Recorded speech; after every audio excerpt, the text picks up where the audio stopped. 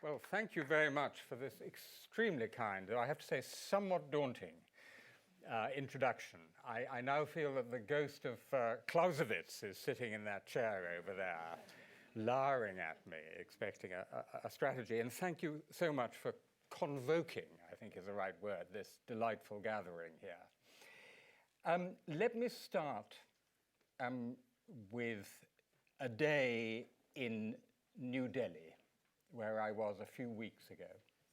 And we started walking around the old Lutyens Center of New Delhi.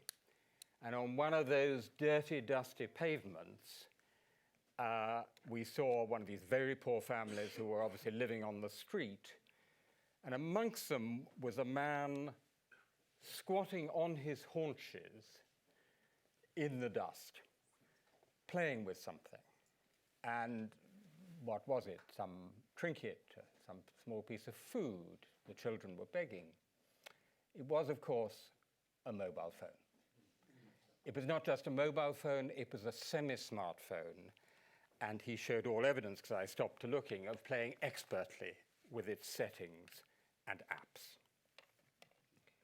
I then walked round the corner, and in front of the National Museum in New Delhi, you find reproduced on a metal tablet on a great boulder the edicts of King Ashoka, the Indian king of the 3rd century BC, on which he spells out for all his subjects in many languages what the right attitude should be to people of other sects, and how you need both liberality in speech about other sects and self-restraint. So free speech and its limits debated in India 1,900 years before John Locke. Then I take a taxi up the road to the extremely noisy offices of a wonderful Indian lawyer called Prashant Bhushan, an advocate before the Supreme Court, who shows me the petition that he is just about to present to the Supreme Court against India's IT Act, arguing that its IT Act is far too over-broadly drawn and therefore violates the Indian Constitution, notably its Article 19 on free speech, which indeed it is. This IT Act, by the way, has been used to block almost arbitrarily hundreds of websites in India, and was used to arrest and charge a young student, female student, who lived near Mumbai, Bombay, who, when the leader of the extreme Hindu nationalist party, Shiv Sena, Bal Thackeray,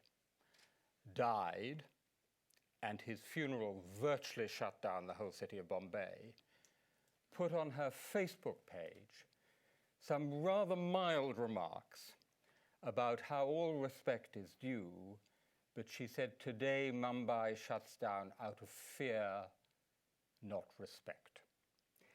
And both she and her student friend, who just liked that page and added a little comment, were arrested and charged under the IT Act for spreading offensive communications electronically.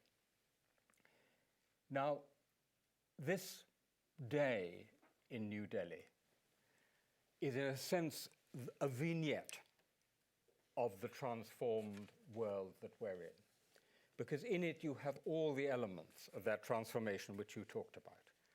First of all, that guy squatting on the street might well have been texting his cousin in London.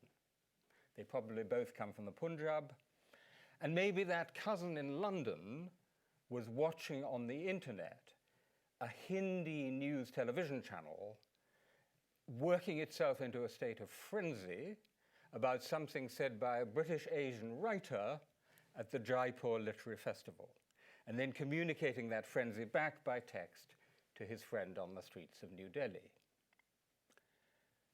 In the case of the edicts of Ashoka, it is a reminder that the West no longer sets the agenda of global policy in the way we did for at least 200 years.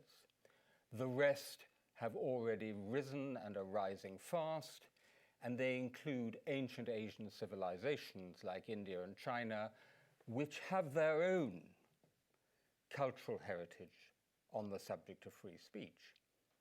And last but not least, the story at the Supreme Court shows you how every state, including our own, is wrestling with the challenge of how you deal in law and regulation and executive action with the challenge of the internet. And let me just remind you that more than 2 billion people in the world are on the fixed internet. But even more astonishing, according to the latest figures from the International Telecommunications Union, 85 people out of every 100 in the world have a mobile phone. 85 out of 100. Now, not all of them are smartphones, but they're going that way at a rate of knots. And so tendentially, we're moving to a world where everybody really is connected with everybody else, except probably for the bottom billion. Now, your title for the whole series is Dealing with Downturns, at least in English. And I did rather gently suggest to you when we met over lunch that this was not exactly a downturn. It's more of an epochal turning point in which two revolutions come together. The revolution in information and communications technology, the biggest since Johann Gutenberg developed printing with movable type, and the revolution in geopolitics, which is the beginning of the end of the dominance of the West, and the move into whatever that world is going to be, because at the moment nobody knows. It's a G0 world or no polar world. And it's the convergence of these two revolutions that has transformed the context around global free speech. So, in the good old days, the modern Western conversation about free speech was mainly about the question, what should be allowed in our country? If in America, the First Amendment tradition, if in Britain, the common law, if in Europe, whatever the continental European legal tradition was.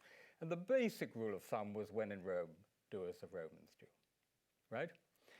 Now, I want to say with emphasis that what states do, what their courts do, what their governments do, what their police do, is still of enormous importance. Do not yield to the cyber utopian siren call, which says the internet will set you free. It ain't so. Bill Clinton, about, 10, 12 years ago, said, addressed to China, well, controlling the internet is like trying to nail Jell-O to the wall. Well, the Communist Party of China has spent the last however many years trying to prove Bill Clinton wrong.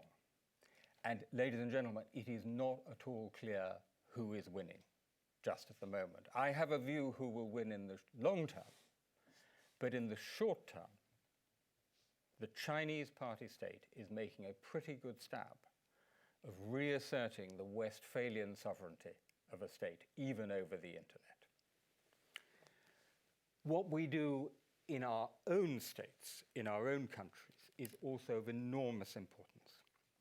I would like at this point to recognize here in the front row a particular hero of mine, Lord Leicester, Anthony Leicester, who, as many of you will know, for decades has fought for the cause of free speech, not only in the British courts, actually the English courts, but also as a legislator, hacking away at the octopus tentacles of the old Star Chamber, Court of Star Chamber, reforming our free speech laws bit by bit.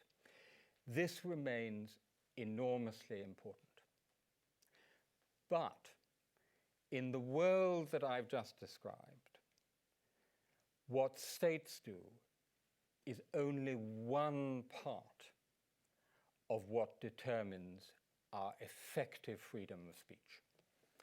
There are at least three other levels, or to put it another way, actors or players, which are perhaps not in themselves as important, but very important indeed.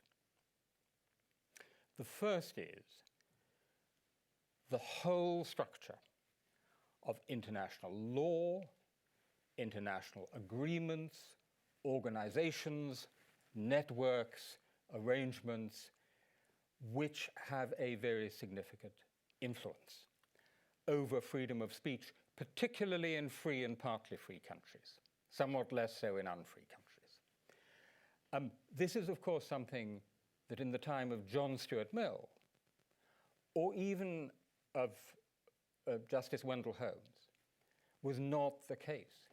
Before 1945, there really was not that whole international framework, which is now very important indeed in determining your and mine effective freedom of speech. And it's not just the famous International Covenant on Civil and Political Rights and Article 19, its implementation. It's not just the European Court on Human Rights. It's also organizations some of you may not have heard of. How many people in this room, I won't ask for a show of hands, far too dignified, an organization called ICANN, ICANN, which determines what may be the top-level domain names on the internet. ICANN, though formally, notionally, a multi-stakeholder organization, quote unquote, is actually a not-for-profit organization registered in California.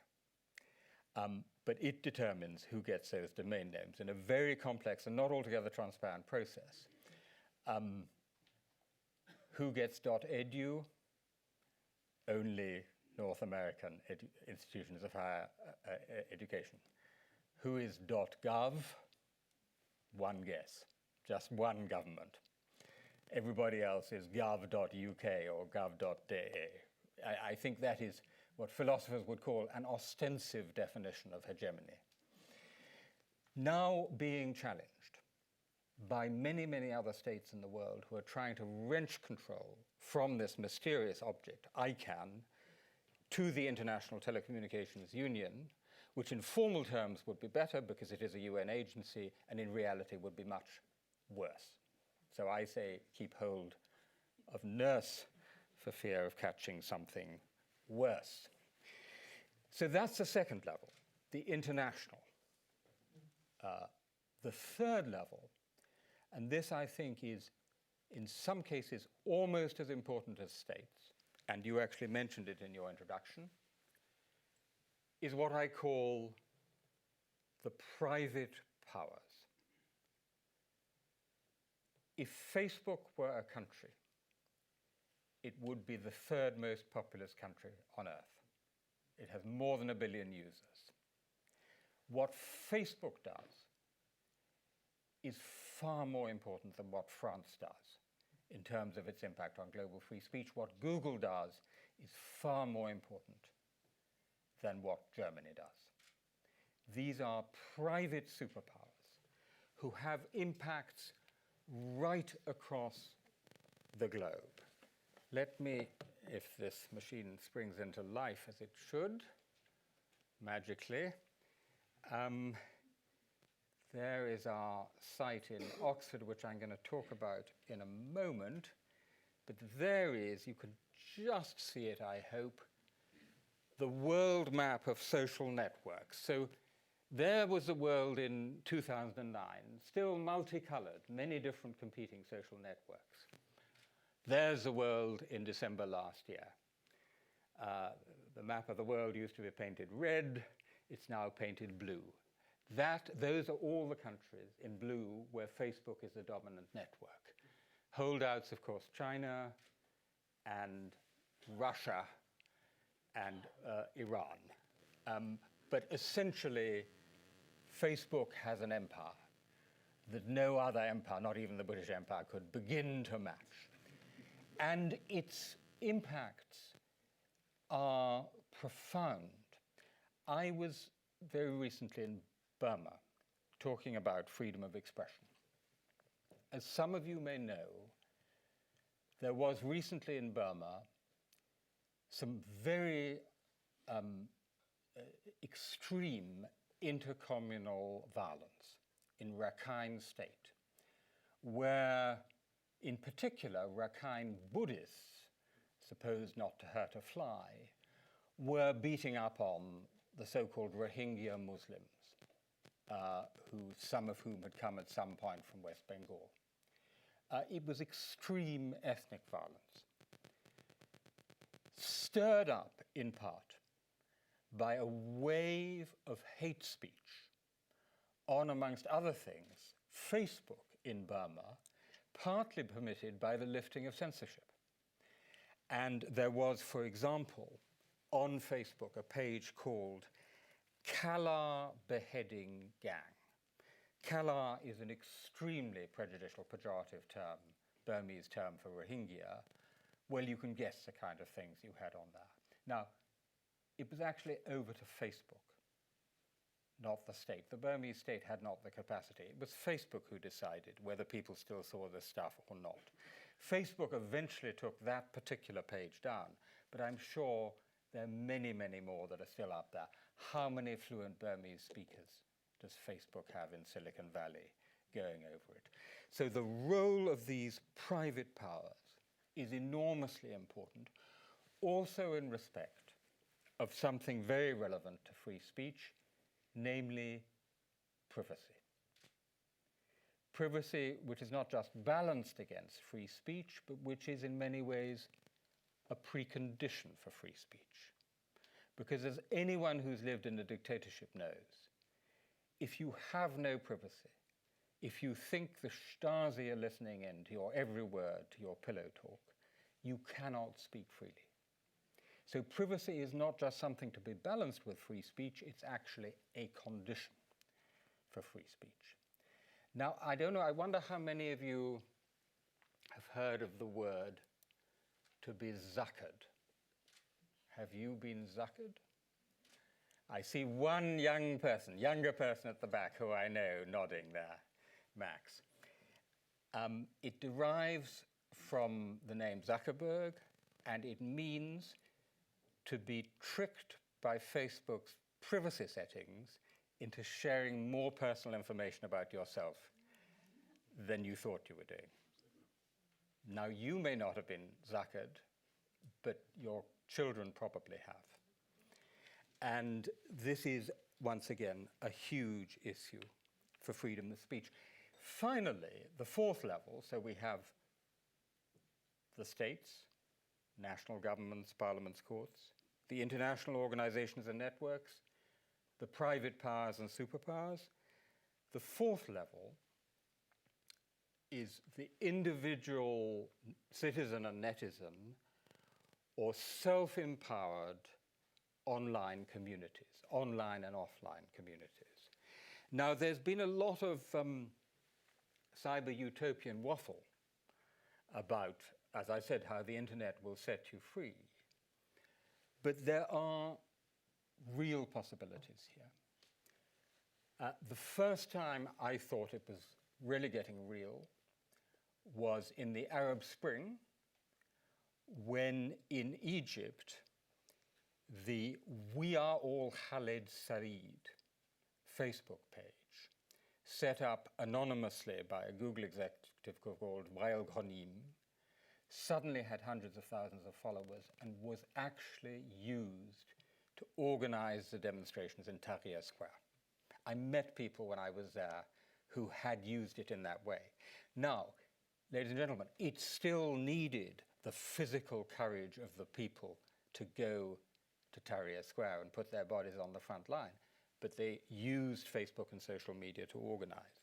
Another example, which one or two people in this room may have different views on, the mass mobilization in the United States last year and the year before against two acts in Congress, or bills in Congress, which, with that rather ghastly habit of always doing acronyms that the US Congress has, were called the Stop Online Piracy Act and the Protect Intellectual Property Act. So SOPA and PIPA, the two ugly sisters, not like our Pippa Middleton, but the ugly sisters, SOPA and PIPA.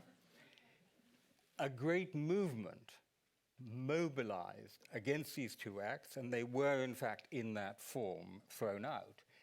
In our own countries, as you will know very well, a popular movement mobilized against the Anti-Counterfeit Trading Agreement on copyright and intellectual property right issues, ACTA.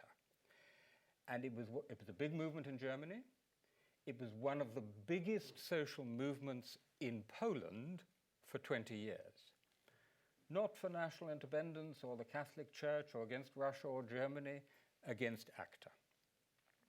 So this world of the internet itself gives extraordinary possibilities for self-organization. Although one has to note that these two movements only succeeded because they paired up with more traditional actors. In the case of SOPA and PIPA, the ugly sisters, what actually happened was that North California went to war against South California. That is to say, the internet giants, Google, Twitter, and Facebook, Wikipedia, which closed down for a day in protest, thus reducing all our students to despair, because where were they to get the material for their essays if Wikipedia had closed down, took on the giant Hollywood houses who had lobbied massively in Washington to get this rather restrictive legislation. And guess who won? Silicon Valley won. North California won that round. Equally in the case of ACTA, yes, it was a big social movement, but the reason, there's just our Portuguese page on SOPA and PIPA, there's our opening event with Jimmy Wales, who closed down Wikipedia for a day. But this is what I wanted to show you. And the screen is a little bit small, but you can still see. The reason ACTA was thrown out is that we have in Europe wonderful people called pirates, pirate parties, as you know. And there is an extremely nice and dynamic Swedish pirate called Amelia Andersdotter, who came out of this movement, got into the European Parliament, organized in the European Parliament, and ACTA was actually voted down in the European Parliament. That's what did for it in the end. So it's not these new online actors on their own. It's when they come into some combination, some alliance with more traditional actors that they are so effective. Right, so that's the transformed world we're in. And now, what do we do about it? So what the premise behind this big multilingual research project, which I lead at Oxford University, is that in a world like this, you need to start not with the specific laws of your own country or the particular scandal of the moment, but by going back to first principles, by looking at what academics call norms, underlying principles, rules of thumb, if you will, rules of the game, and then asking yourself how these underlying norms, once you've clarified the norms, may best be implemented in all these different ways.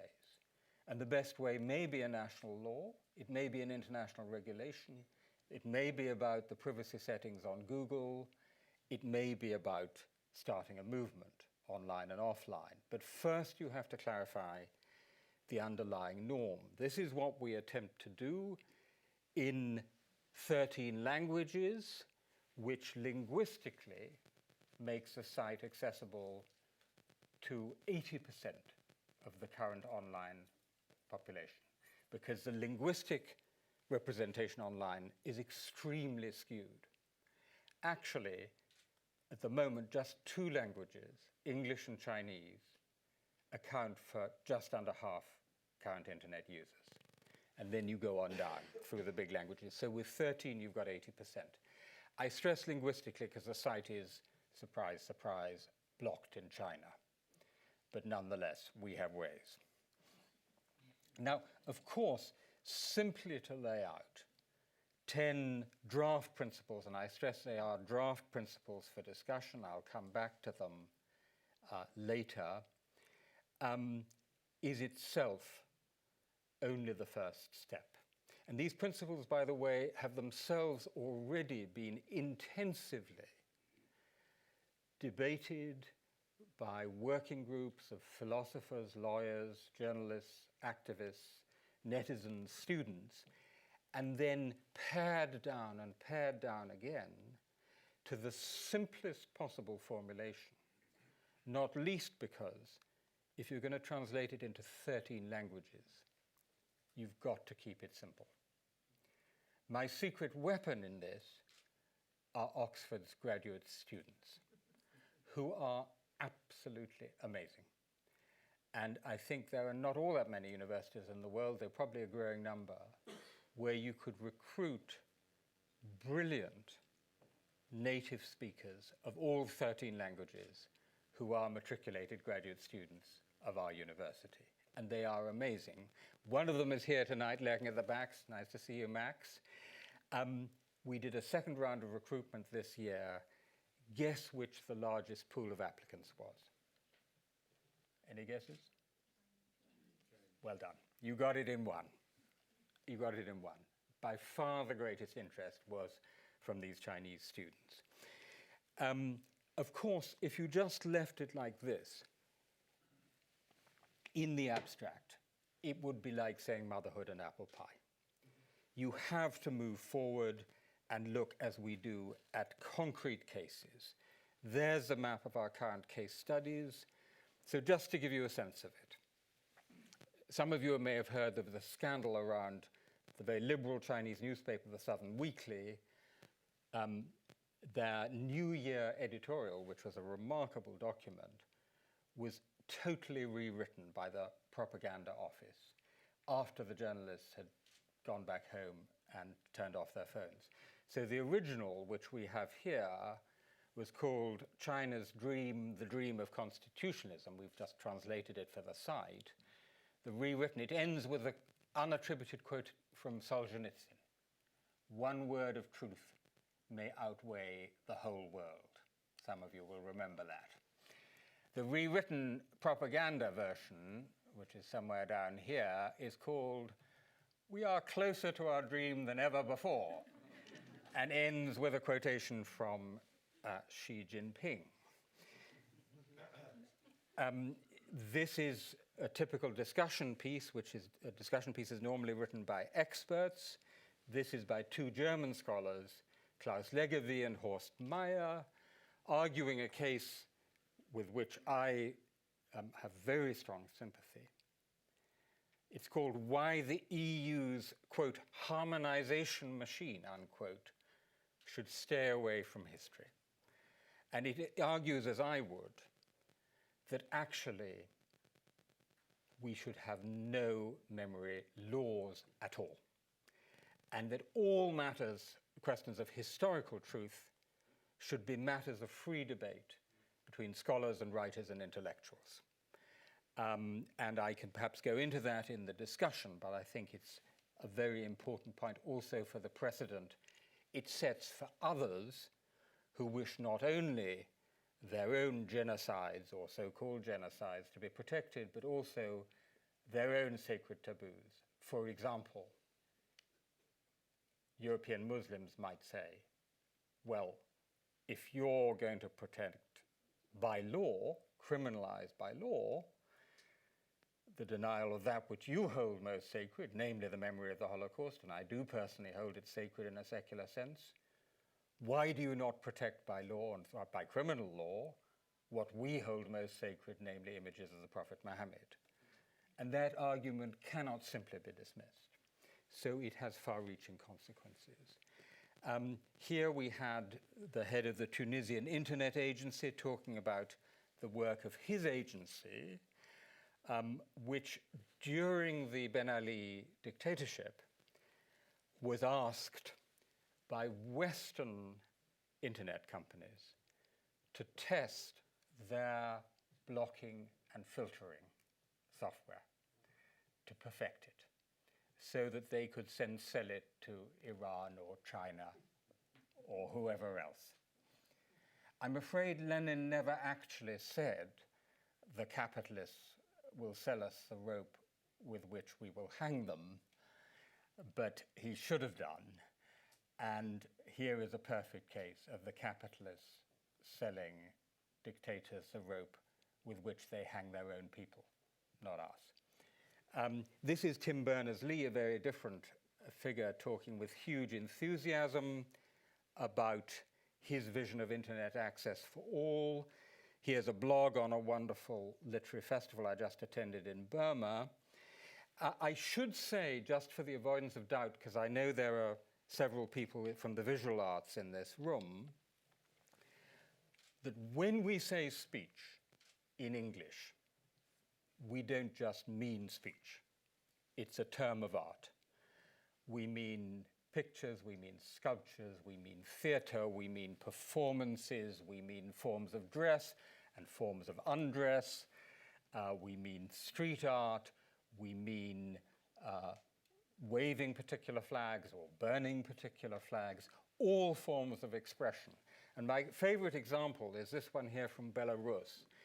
The very, very inventive opposition in Belarus found a new form of protest, which is called the silent protest, in which people just met on a public square and did nothing. They just stood there, and this was a protest. The authorities passed a law which banned, in October 2011, which banned the pre-planned, I quote, joint mass presence of citizens for the purpose of action or inaction. Which is, I think, Anthony will correct me, perhaps some sort of a legal first. Anyway, so just getting together and doing nothing was a crime. Each principle, I mean, this would be a mess if it were not for the fact that all of this is hung on our 10 draft principles, so that all the content is hung on a particular draft principle, which is put up for debate. So our principle on religion is we respect the believer, but not necessarily the content of the belief. I see some people nodding, and there you have the discussions, the case studies, Al-Azhar from Egypt, case studies from Russia, Turkey, can Christians wear the cross at work, and so on. You can imagine how well that went down in some Islamic countries, but also, by the way, with some Christians, also in India, where it wasn't popular at all. There's the one on media. So this is not just about what the law allows or bans, it's about requiring and creating open, diverse media and how that might be possible. Leveson features there amongst other things. There's the one on reputation. As you know, Lord Leicester's libel reform law now hangs in the balance in the House of Lords because a number of peers have hung on to it, some amendments relating to the Leveson inquiry. So this is something very much of the moment in this country. Now, this set of principles is then up for debate.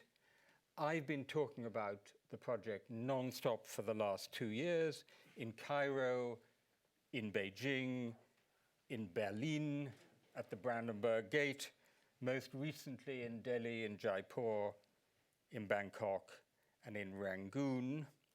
At the end of the day, we're going to do two things. One is I'm going to write something wonderfully old-fashioned called a book.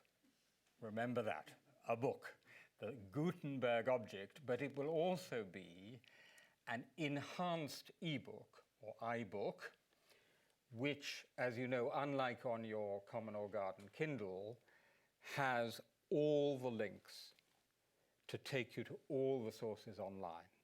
So with one click, you'll be back on this site in whatever of those 13 languages you choose, with all this extraordinary content. And with 2 clicks, you'll be at the original court judgment or the original document in the original language. So a quite extraordinary enrichment of our capacity for gaining knowledge in reading this in enhanced ebook form. 1 click to the site, 2 clicks to the original. We're going to turn the site at Oxford over the next year and a half into an online educational resource, which will be targeted at mainly school children and students and sort of interested general readers in all these different language worlds of these 13 languages. And of course, each one will be somewhat different because, for example, the Chinese are not particularly interested in monotheistic religions, and sometimes one has the impression the Islamic world is not interested in much else. So at the very least, they have to have different emphases. Now, that is the project, but where is the strategy, you may be asking, Karina? Well, I mean, after your rather formidable introduction, I'm not sure that I'm going to offer you a strategy such as would have satisfied Herr Clausewitz, or Graf Clausewitz. But I can offer you an approach, and with this I want to end and then throw it open for discussion. So the question would be, whose strategy, executed by whom, targeted at whom, right? Who are the we in this strategy? Well, I'm going to make a huge assumption, which is that the we in this room, broadly speaking, individuals who subscribe to some version of a broadly Western small L liberal consensus on freedom of expression. Please correct me if I'm wrong. Now, there are, of course, huge differences within the wider West. The First Amendment tradition is something really quite different in significant respects from the English common law tradition and the continental European tradition, for example, on hate speech, to take one example. Nonetheless, it's a family, albeit an extended family. So my assumption is that the question of strategy is about how that broad we, that extended family, takes the conversation into a post-Western world, into a world in which increasingly powerful countries and increasingly numerous people, increasingly educated people, increasingly online, come from different cultures and don't share those assumptions. And broadly speaking, there are, I am here following the first rule of journalism, which is, as you know, first simplify, then exaggerate. 2 extreme positions. The one here is in the left. From the West. They are what I call the missionary position and what I call vulgar Huntingtonism. So the missionary position, which is most often heard with an American accent from the United States, basically said, world, you should do it our way. Hey guys, we've basically worked it out. And the First Amendment is the package. It's a real deal. And if you want an example of this, look at the book by Lee Bollinger, the president of Columbia University, who says expressis verbis, what we now need to do is a First Amendment on a world scale. At the opposite extreme, you have vulgar Huntingtonism, which takes to an extreme Sam Huntington's solution for avoiding the clash of civilizations, which was cultural spheres of influence. You do it your way over there, we do it our way over here, with its clear, not even implicit, explicit cultural relativism. The Chinese Communist Party would be almost entirely happy with the Huntingtonian approach. They are not saying, you over here do it the way we do it over there. They're just saying, 99 times out of 100, leave us alone to do it our way over there. It's very different. The one time out of 100 is, of course, when Liu Xiaobo gets a Nobel Peace Prize in Oslo. Then they start arm twisting to make sure that European ambassadors don't attend a European ceremony in a European capital. So they're not entirely consistent in practicing the maxim of you respect our sovereignty and we respect yours. But by and large, they'd be entirely happy with that approach. Now, the approach I believe we should take is something which is in between those two extremes, though much closer to the missionary position, much closer to the classic, so to speak, Western liberal position. I believe that we should not be embarrassed or reticent in arguing for our own liberal values as universal values in the Kantian sense. But I think we should be open to a conversation with people from other cultures and civilizations who have, as I suggested in the mention of Ashoka, their own particular cultural traditions of thinking about freedom of expression. You won't get very far if you read the Enlightenment to be a flat package from IKEA. Just buy the pack, First Amendment, free speech, go home, and if you can understand the instructions, you'll assemble the furniture. That won't get you very far for two reasons. One, because it will not win the acceptance in, for example, the Middle East or China or even in India that we would wish. And I've had this experience myself. If you go there to talk about free speech as a Westerner, there is a reticence about it. There is a feeling amongst many people that this is a kind of Western liberal neo-colonialism or neo-imperialism. So there's, so to speak, a dialogical reason for being open to other traditions. But there's also an absolutely substantive reason. That is to say, it would be foolishly hubristic of us to believe that, roughly speaking, a bunch of white men, white Western men, between the years 1600 and 2000 had worked the whole thing out. And there was nothing to be improved on, and no insights to be found in the work of Ashoka or the works of Confucius or the Buddhist notion of right speech. So I think it has to be, and this is a sense, the spirit of the website, an open conversation. Now, in that open conversation, there has also to be a hierarchy of principles. So one of the things that I myself have learned, I think, in going through this exercise is precisely that we need to have a clearer hierarchy of these principles. And we have to distinguish between the true liberal essentials on which there can be no compromise.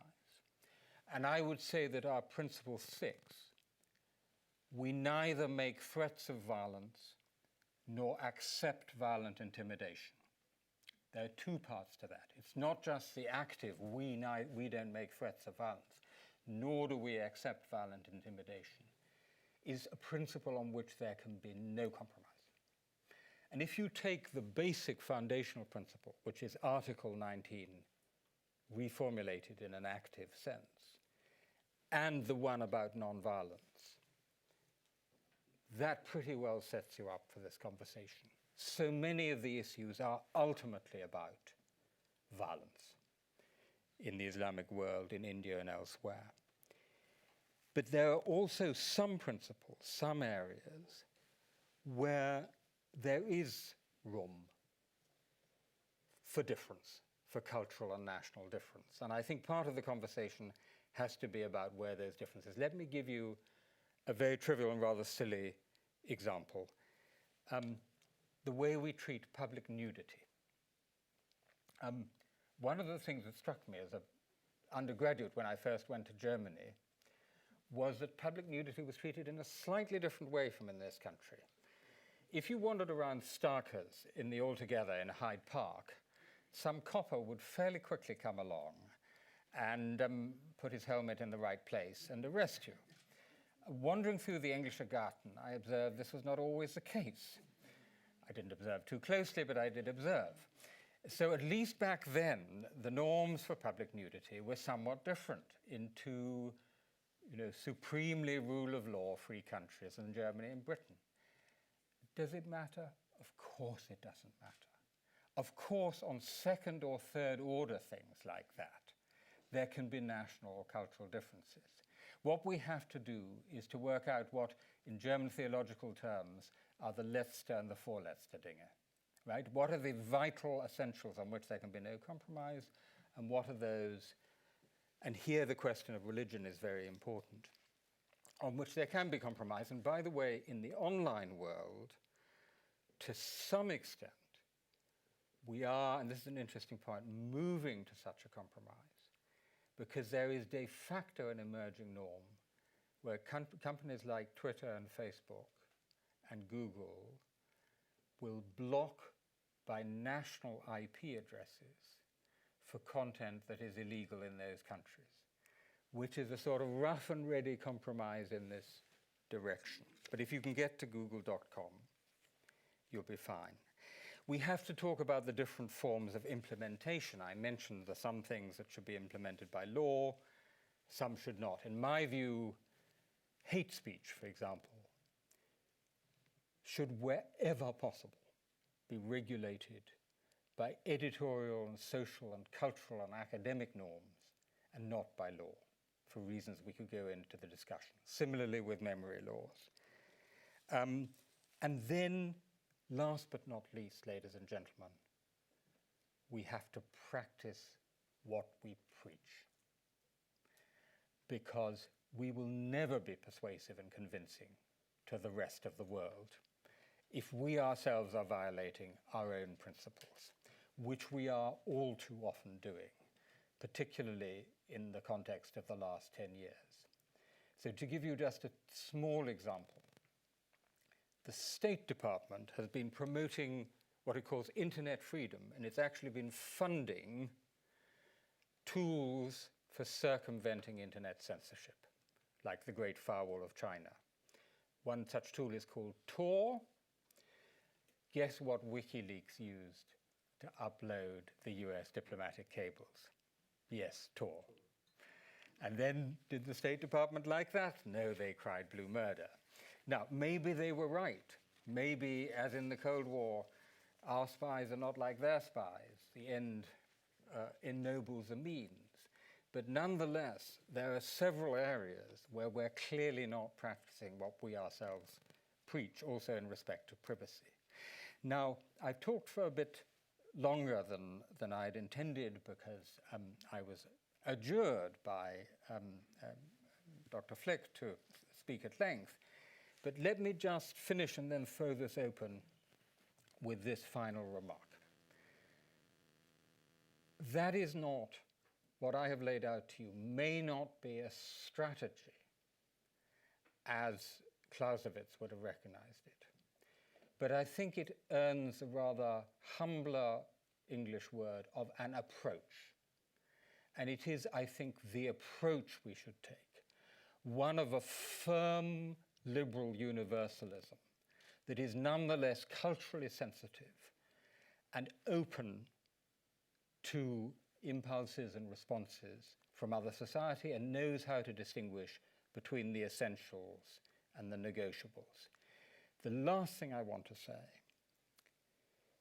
is that such a strategy should be one of active engagement, not just with the governments of countries that don't currently adhere to these norms, but even more with the people of those countries.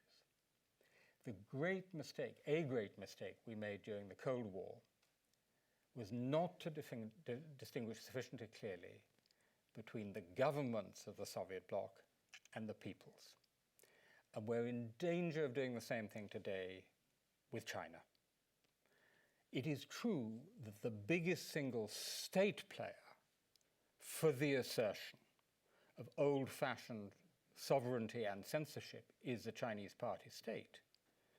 But one of the biggest forces for free speech in the world are the Chinese netizens, the young and educated people in China who are pushing all the time for free speech. So in advocating what we believe are the values which will be right, the best for everyone, everywhere, let us not be deterred by the current spectacle of what we see in the policy of states, because inside those states are people, and many of those people not only share our values, but embrace them even more passionately and courageously than we ourselves do. Thank you very much.